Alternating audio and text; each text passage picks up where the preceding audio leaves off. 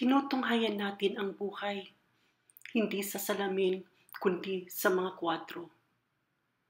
Ang mga likhang sining tulad ni Mona Lisa, maging ang mga tula ni Schiller at Goethe na nakasabit sa pader.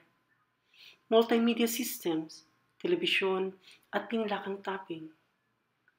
Online platforms, post at mga pakiwari, pati sa amot-saring retrato ay nakakwadro.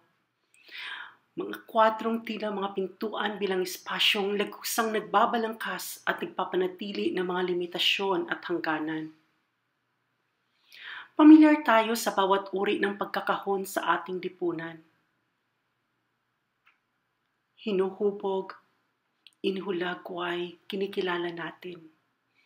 At natagpuan ang ating mga sarili sa apat na sulok ng kwadro. Pinapangalanan ang ating pagkakakilanlan hindi ayon sa ating mga salaysay at danas. Balikan natin ang ating mga kwento. Buuin natin ang ating mga katotohanan.